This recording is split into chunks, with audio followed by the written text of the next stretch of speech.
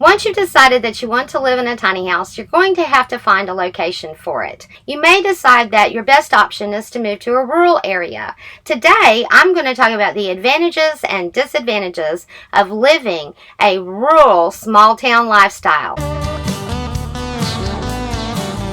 Welcome to my goat shed life, where I took an abandoned old goat shed and turned it into a cozy tiny home, because you can do anything you set your mind to, and you can live your passion.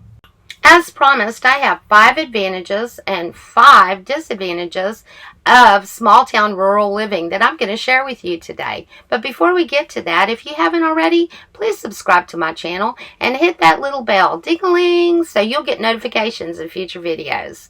Okay, let's go. I'd like to start by talking about 5 of the disadvantages that I see to living in a small town or a rural area. The first one that I want to talk about is fitting in. Of course, finding a place where you fit in is true anytime that you move. Maybe I'm wrong, but fitting in my opinion, in a small town is just a little bit harder. I remember years ago we moved to another town that is also in this county. It happened to be the largest town in this county. And I would go to the grocery store, and the women at the grocery store would not even look at me. They would not give me the time of day. They didn't even see me as they went by with their nose up in the air, pushing their little carts.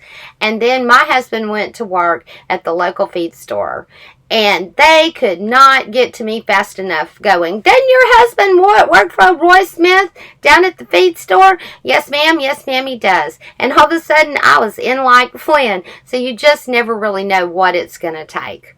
The second one that's kind of attached to that is gossip and reputation. A lot of the people who live here, their parents and their grandparents before them lived here. Sometimes these people's families have lived here for centuries. And so they have developed a reputation. You have to be really careful about that reputation that you develop in a small town. Because if your grandfather was the guy that robbed the bank, you're always going to be the person whose grandfather robbed the bank. That's what you'll be known for, unless you rob the bank, and then there you go. You can get past that.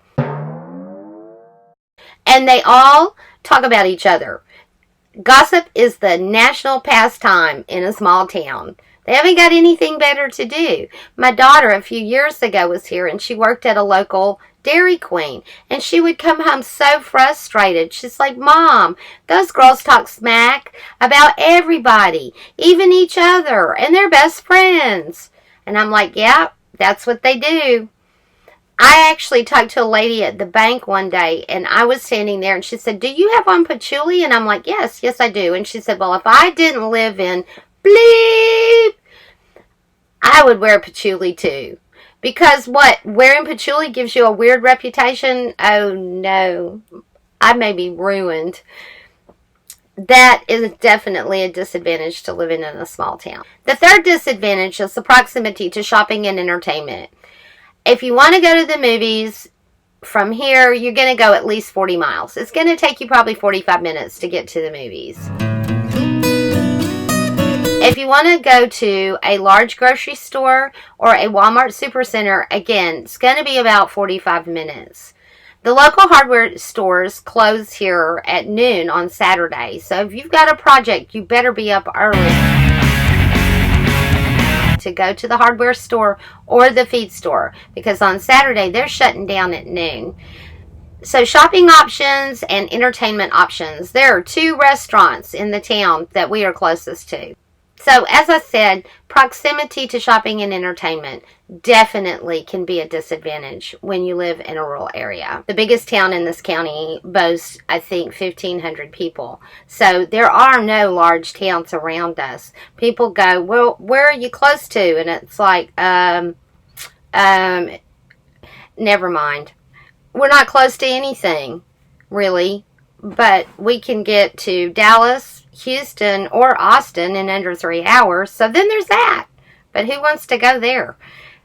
If you have found that you're not fitting in and haven't made lots of friends who want to drive out to the middle of nowhere to come and see you, then isolation can become a real problem. You're sitting here, you're by yourself, there's really nothing to do, and you just become really, really lonely, and isolation can easily turn into bone-crushing loneliness, which is no fun at all. Not any fun at all.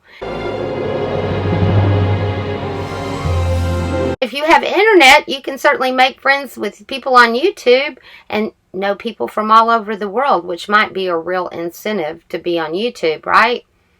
Or have other types of social media.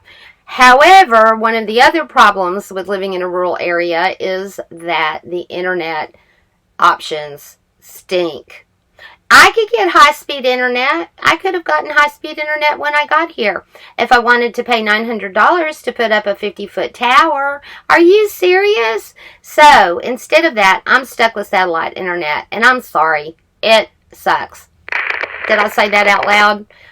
I guess I did.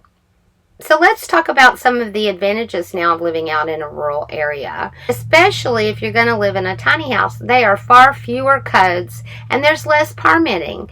In some towns and cities, you have to get a permit just to put up a fence, much less build a subpar home that doesn't meet the square footage criteria for that particular homeowners association. La-di-da. No, out here, we can pretty much build whatever it is we feel like building and do it pretty much however we want to do it. And that is really very cool.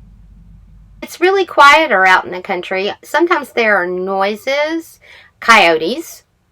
Sometimes you hear noises, you don't know what they are. Or the neighbor's bulls will decide that this is whining season and they make all kinds of racket.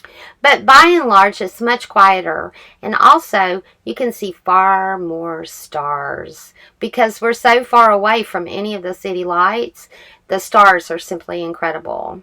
A quiet, starry night out in the country with a yard fire, buddy, you can't beat that. And when you live in the country, you can raise animals. You can have chickens. We have horses out back. There are 8 of them. Nobody's going to come up and tell us we can't have the horses. Nobody's going to come up and tell us we can't have the chickens. We could get a llama. If we had the appropriate permit, I guess we could get an elephant. Don't know why we'd want one. We could have donkeys. Any type of animal that are actually legal to own. I've always wanted a flamingo. I don't think you're allowed to own those. We can have here. Nobody's going to come out and say, nope, sorry, you can't do that. The traffic here is not bad at all. In fact, one day I was driving down a dirt road and I found myself having to slow down for a road grader, stop for a group of guineas crossing the road, and try to avoid hitting a squirrel. And all the while I'm thinking, oh my gosh, I love my life. There's somebody in Houston sitting in rush hour traffic right now, and all I have to do is try not to run over some guineas. Yay! And by far the very best thing about living out in the country is nature is right outside the door. You can't beat nature. If you like this video, I encourage you to watch the one about different types of tiny homes and the decisions that need to be made